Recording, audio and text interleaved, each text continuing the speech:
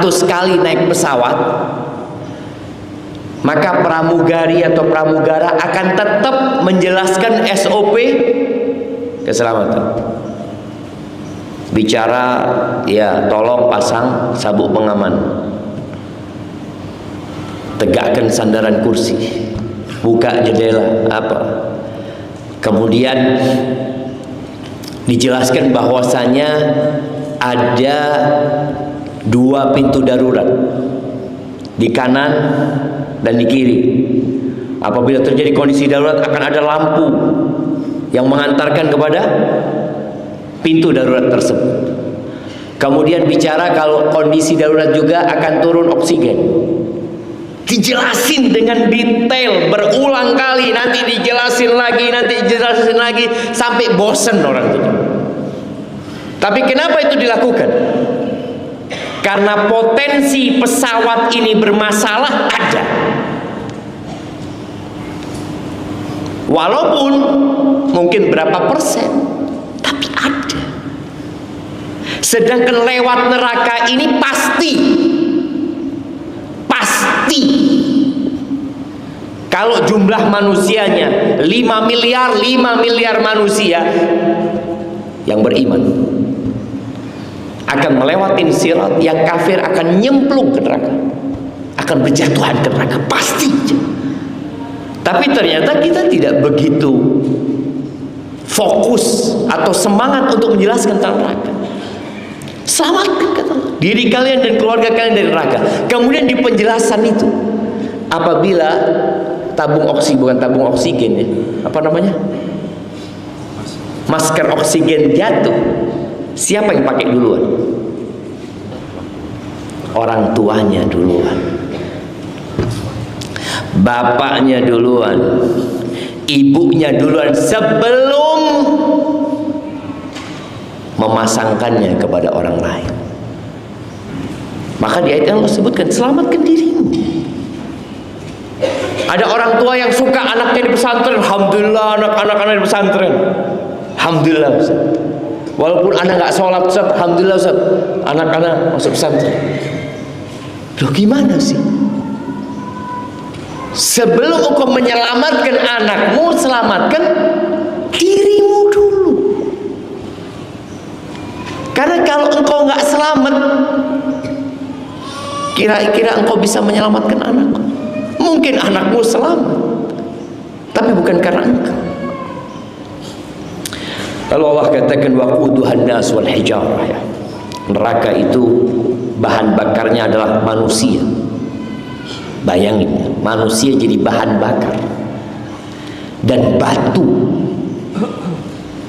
Disebutkan oleh para ulama, batu yang akan jadi bahan bakar neraka itu ya kayak sekarang yang kita lihat. Ada batu bara yang memang batu itu membara. Alaiha malaikatun ghiladun syidad. Yang menjaga neraka itu adalah malaikat-malaikat yang kasar dan keras. La ya'sunallah ma amarahum wa yaf'aluna ma yu'marun. Mereka tidak pernah durhaka dengan apa yang diperintahkan oleh Allah kepada mereka, dan mereka senantiasa melaksanakan tugas yang diperintahkan. Berbeda dengan penjara-penjara di dunia. Kalau di dunia orang tua anaknya masuk tahanan, masuk penjara, mungkin bisa mengeluarkan anaknya? Bisa nggak? Bisa Ustaz. Yang penting ada fulus Ustaz.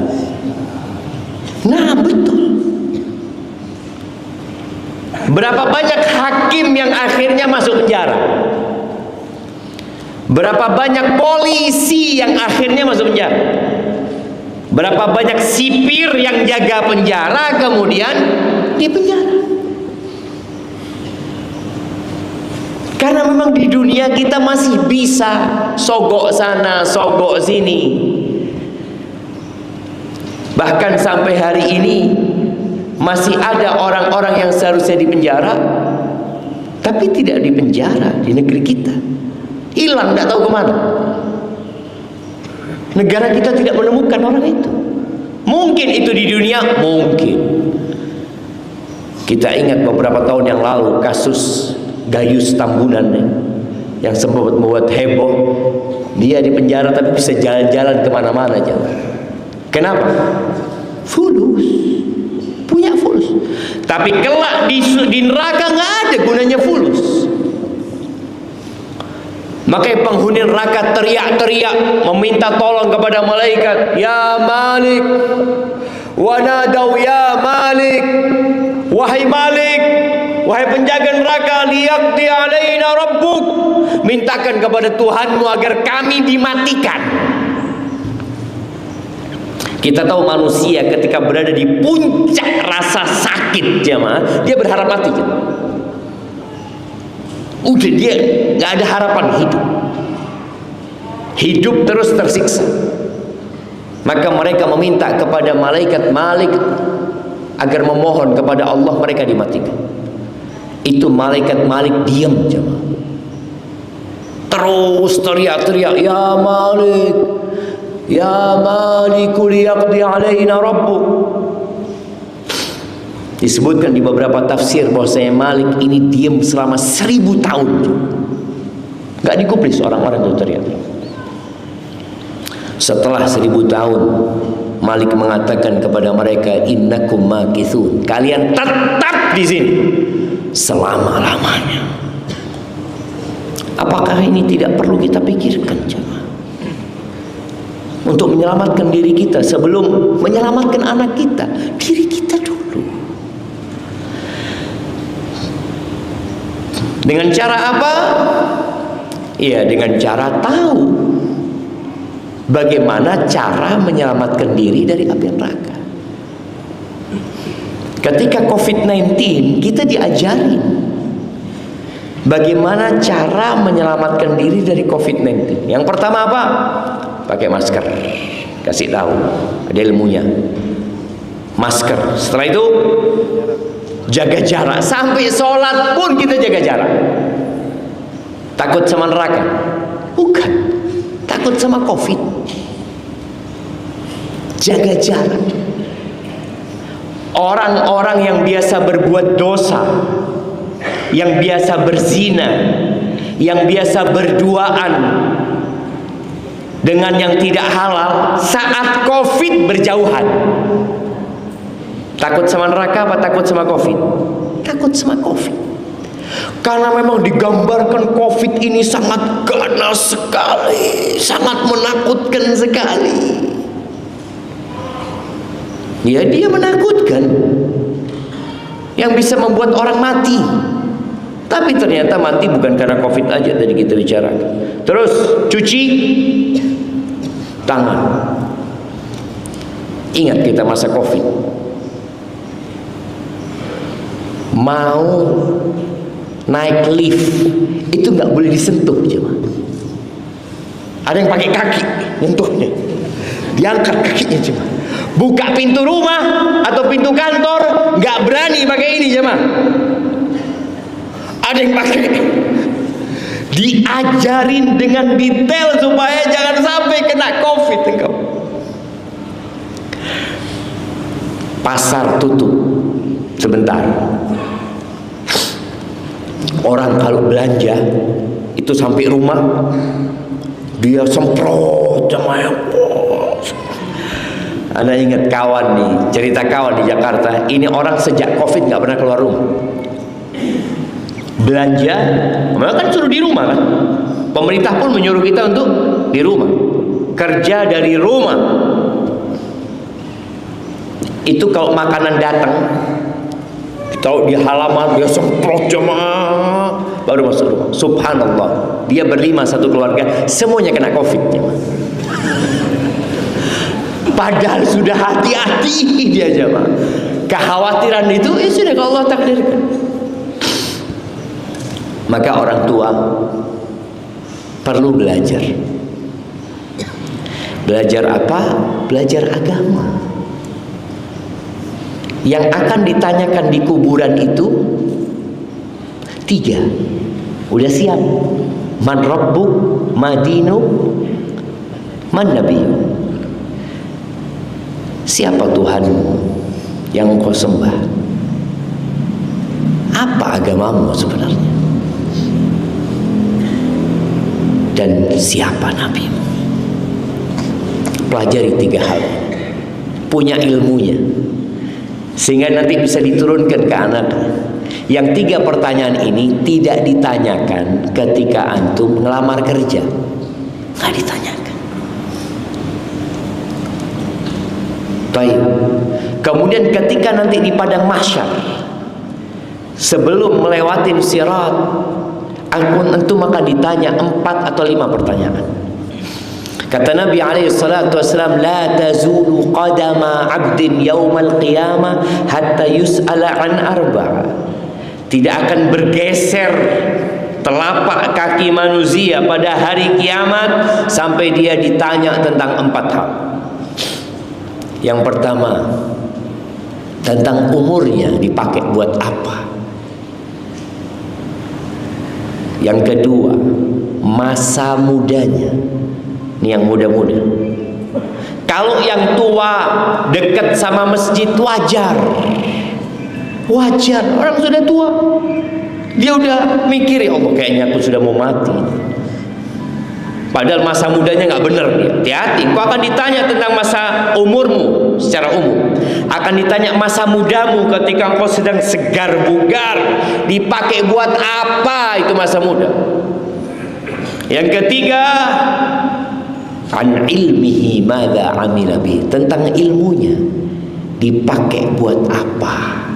Jadi ilmu ini bukan buat gaya-gayaan, tapi buat diamalin. Maka tadi yang bicara orang tua, tolong belajar ilmu lalu amalkan. Ada orang tua yang dia tahu dengan bahayanya rokok, dia pegang rokok. Lalu dia ngomong sama anaknya, "Nak, jangan ngerokok, nak. Bahaya ngerokoknya." Anak-anaknya dengar apa? Kira-kira anaknya dengar apa ketika ngelihat bapaknya pegang rokok lalu mengatakan itu? Anak itu mungkin salah dengar tapi nggak salah ngelihat. Dia ngelihat enak kayaknya rokok ini.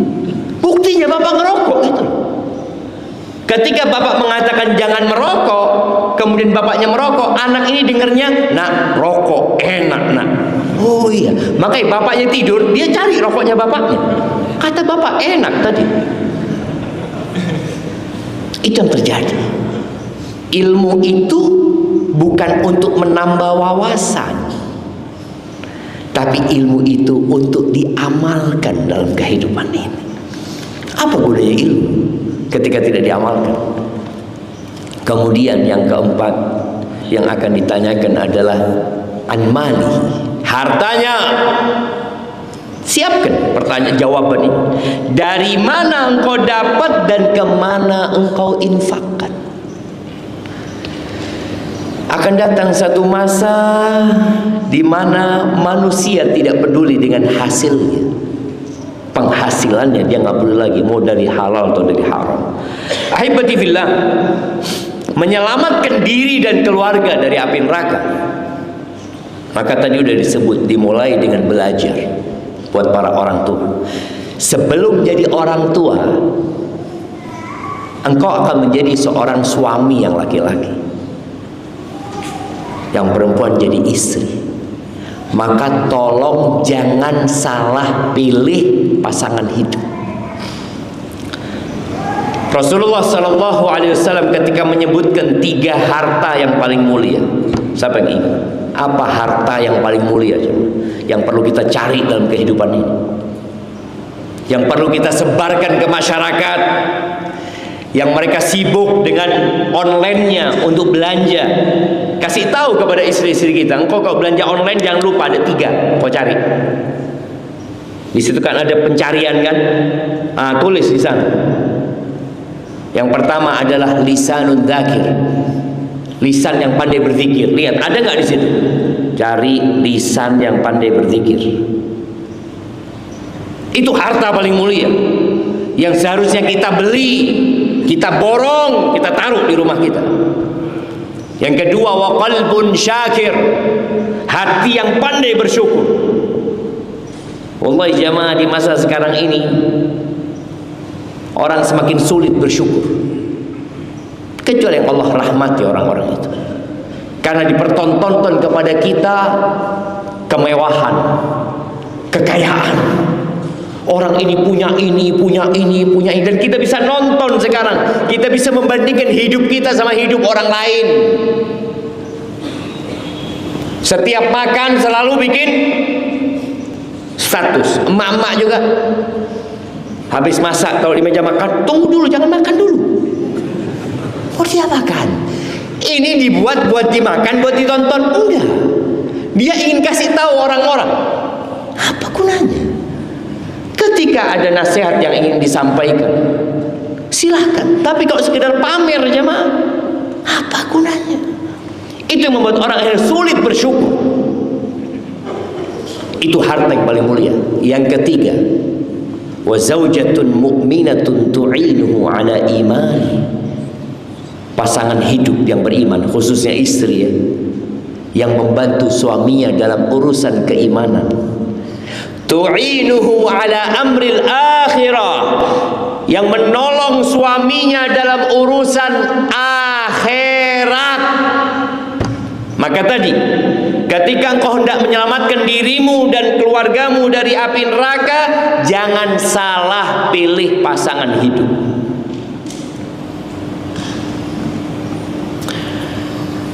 Kebanyakan wanita dinikahin karena apa? Cantik, kaya, bangsawan. Yang keempat karena agamanya. Tapi urusan agama ini sering dikesampingkan. Pernah ada seorang pemuda jemaah, dia mau melamar seorang perempuan. Datang dia sudah untuk nazar, untuk melihat kepada perempuan ini. Ketika dia masuk ke rumahnya perempuan ini, ada orang tuanya, disambut sama mereka. Ketika melihat, langsung dalam hati kecilnya, enggak, aku enggak cocok sama perempuan ini. Kenapa kok enggak cocok? Karena matanya enggak cocok. Kan orang lihat, enggak, aku enggak cocok. Sudah, enggak apa-apa, enggak cocok. Akhirnya dia duduk untuk menghormatin keluarganya, padahal sudah hati kecil udah enggak mau. Lagi ngobrol, perempuan ini ngomong sama bapaknya, ayah, boleh aku ngobrol sama laki-laki ini? Kata ayahnya, boleh, silahkan. Perempuan ini tanya, aku mau tanya, hari ini engkau sholat subuh di masjid enggak? Bayangin ya pertanyaannya. Laki-laki ini berpikir mungkin mau ditanya kerjanya di mana, gajinya berapa, nanti kalau nikah kita mau bulan madu kemana. Enggak. Ditanya satu, engkau subuh ini sholat di masjid enggak? Langsung kayak ditampar laki-laki ini. Dia jual tampang ya. Tahu-tahu ditanya tentang sholat subuh. Kata laki-laki ini, dia udah gak tertarik kan sama perempuan ini. Cuma ketika perempuan ini mulai tanya urusan itu, ada kecenderungan sama perempuan ini. Enggak, aku sholat di rumah. Oh, engkau sholat di rumah? Tepat waktu? Tanya mah. Enggak, telat. Engkau biasa kayak gitu? Iya, tapi aku sholat gitu, aku sholat. Cuma di rumah gitu.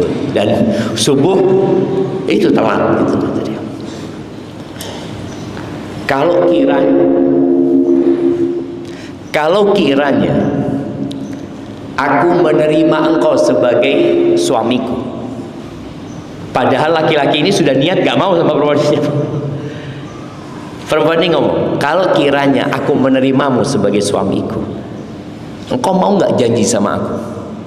Janji apa kata dia? Janji untuk tidak pernah meninggalkan sholat berjamaah di masjid, khususnya subuh. Ditantang kayak gitu. Kata laki-laki ini kayaknya cocok jadi ibu anak-anakku, kata dia. Ini kata dia. Yang awalnya dia melihat dengan matanya, kemudian kemudian dia melihat dengan mata hati. Hidup ini nggak lama, jemaah. Hidup ini bukan untuk bersenang-senang. Dan orang tua itu bertanggung jawab terhadap anak-anaknya, dan suami itu bertanggung jawab sama istrinya. Kalau istrinya nggak benar, dia capek. Suami itu bakal capek kalau dia harus memperbaiki istrinya, sedangkan dia jarang di rumah karena dia banyak kerja di luar. Kalau istrinya belum benar, kemudian punya anak-anak, capek lagi suami ini selalu ngasih nasihat istrinya, anak-anak sholatnya benerin. Karena bapak berangkat kerja pulang sore, nggak tahu gimana anaknya sholat duhurnya, gimana anaknya sholat asarnya. Akhirnya laki-laki ini mengatakan, iya, aku berjanji bapakmu jadi saksi, Allah dan malaikat-malaikat yang menyaksikan juga, bahwa aku tidak akan meninggalkan sholat subuh berjamaah di masjid.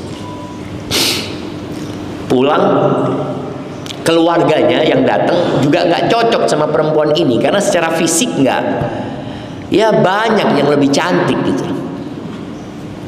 Dia istikharah, dia ngomong sama keluarganya, aku mau sama perempuan itu.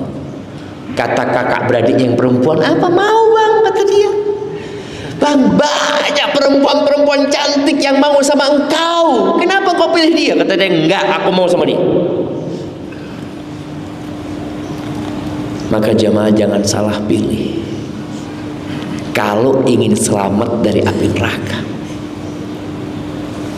Begitu pula para wanita jangan salah pilih suami ya. Kebanyakan wanita milih suami yang kayak apa? Nah, yang ganteng, kaya, bakhil. Perempuan ini sukanya sama fulus ya. Makanya walaupun laki-laki itu nggak ganteng tapi fulus, diterima nggak? Terima. Tapi kalau laki-laki itu ganteng, masya Allah, bakhil, nggak diterima. Kemudian pilihlah wanita juga, pasangan hidup yang maharnya nggak banyak. Karena termasuk tanda berkahnya wanita, kata Nabi SAW itu, yusru mu'aniyah, mudah. Di sini berapa jemaah? Di sini ada yang mudah lah, ada yang mudah. Maka ketika antum mendapat pilihan, ini susah, ya Allah ribet, minta ini, minta itu, tinggalin. Cari yang tidak ribet. Antum jangan nyalahkan mertua. Ya Allah Ustaz, mertua anak matri Ustaz. Oh, mertua antum matri. Kenapa antum mau sama anaknya? Ya itu Ustaz, cantik Ustaz. Masalahnya antum berarti. Masalahnya diri antum. Ketika antum melihat orang tua, mertua ini menuntut macam-macam dan engkau tidak mampu, tinggalkan. Cari yang lainnya. Yang orang tua siap menerima engkau apa adanya. Di Makassar berapa pasarannya? Nah, yang biasa-biasa aja, maksudnya yang terhitung mudah gitu jemaah. Karena dari satu kampung ke kampung lain beda aja, beda. Putrinya Nabi SAW itu maharnya 400 dirham. Di masa itu murah sekali. Dan 400 dirham itu 40 dinar. 40 dinar itu berapa sobat? 40 kali 4,25 berapa? 100 berapa jemaah? Coba itu 170. Ya 170. 170 gram emas. Berapa jadi? 200 jutaan kira-kira. Dan itu murah. Itu hitungannya murah di masa itu di masyarakat itu. Jadi ketika kita membuat sesuatu murah itu, hitungannya ya sesuai dengan uruf yang ada di sana. Itu murah. Dan ada sebagian sahabat yang dinikahkan sama Nabi SAW. Nabi ngomong sama sahabat ini sallallahu alaihi wasallam, engkau mau nikahkan sama fulana? Mau ya Rasulullah. Dipanggil fulana. Fulana, engkau mau nikah sama fulan? Mau ya Rasulullah. Dinikahkan sama Nabi SAW tanpa disebutkan mahar. Ketika laki-laki ini mau meninggal dunia, dia ngomong, aku ini dinikahkan sama Rasul SAW, sama fulana, dan fulana menerima aku tanpa ada mahar yang disebutkan. Aku persaksikan kalian bahwa tanah bagianku di Khaybar itu mahar buat dia, buat istrinya jemaah. Dijual tanah itu jemaah, dapat 100.000 dirham. Bayangin antum jemaah. Jadi berapa mahar di sini? Nah, yang di sini berapa? Oh iya, semuanya maksudnya. Panai itu masuk mahar kan? Iya, berapa? Kalau S1 100. Betul. Lah Anda nggak tahu betul jemaah. Kalau SMA 50. Kalau SMA 50. Oke. Kalau dokter berapa? Nah. Berapa? Apa dihitung sama orang tua? Biaya kedokteran semuanya ini, ini, biaya sejak lahir sampai. Tapi tadi jemaah, murah ini hitungannya tergantung huruf ya. Jadi boleh jadi yang menurut antum mahal, ternyata enggak. Menurut anak mungkin anak karena tinggal di Jawa, ketika dengar 100, mahal itu loh. Kita di sana, anak nikah waktu itu berapa? Ya, $500. Berapa jemaah? 7,5 juta. Alhamdulillah jemaah. Di situ kita melihat, kalau cari perempuan tolong yang biayanya nggak mahal. Tapi kemudian ketika acara pernikahan, tolong yang sesuai dengan syariat. Karena banyak di antara kita yang melakukan pernikahan tapi sudah melakukan perzinaan. Itu di masyarakat. Na'udzubillahi min dzalik. Gimana mau menyelamatkan dirimu dan keluargamu dari api neraka sedangkan engkau sedang menuju ke neraka? Sedang menuju ke neraka. Kita lihat di masyarakat kita. Maka tolong perhatikan yang berkaitan dengan proses pernikahan sampai nanti ketika malam pertama. Ada kitabnya jemaah, dipelajarin. Sedangkan banyak kita menikah tanpa lewat kitabun nikah. Kita nggak tahu bagaimana mendidik anak. Berikan nama yang baik kepada anak kita. Sekarang orang kasih nama dengan nama-nama yang tidak jelas. Pilihkan nama yang terbaik. Kemudian di masyarakat kita, kalau bayi lahir itu diadani di kanan dan diiqamahi di kiri. Masalah ini ada khilaf di antara para ulama. Walaupun jumhur ulama itu menganjurkan hal itu. Karena adanya beberapa hadis yang dianggap sahih oleh mereka bahwa Nabi SAW ketika lahir Hasan bin Ali bin Abi Thalib, beliau mengadani. Para ulama menjelaskan, Ibnul Qayyim rahimahullahu taala menjelaskan bahwasanya ini dalam rangka agar kalimat pertama yang didengar oleh anak ini di dunia adalah kalimat-kalimat yang ada pada adzan itu. Kemudian nanti ada aqiqah buat anak kita. Jaga anak ini sejak kecil. Jangan pernah berikan makanan yang haram kepada dia. Karena daging mana saja yang tumbuh dari yang haram, neraka tempatnya. Sekali lagi, gimana engkau mau masuk surga sedangkan engkau sedang menciptakan dirimu untuk neraka? Kemudian ya ajarkan tauhid, ajarkan Sholat kepada mereka rukun Islam. Ajarkan kepada mereka jangan salah pilih sekolahan, jangan salah pilih pergaulan buat anak-anak kita. Karena terus terang generasi sekarang ini generasi yang sangat mengkhawatirkan. Tidak ada satu masa kecuali yang sesudahnya lebih buruk daripada yang sebelumnya. Sehingga orang tua harus benar-benar fokus mendidik anaknya, terus berdoa memohon kepada Allah Azza wa Jalla. Baca doa Rabbana hablana min azwajina wa dzurriyyatina qurrata a'yun waj'alna lil muttaqina imama. Terus berdoa jemaah. Tambah ibadah. Jadi sebelum antum punya anak, antum umpamanya sholatnya cuma 5 waktu. Setelah punya anak tambah sholatnya. Berapa waktu? Ya tetap 5 waktu jemaah sholatnya jemaah. Cuma ditambah sholat qobliyah, sholat ba'diyah, ditambah sholat duha. Barakallahu fiik.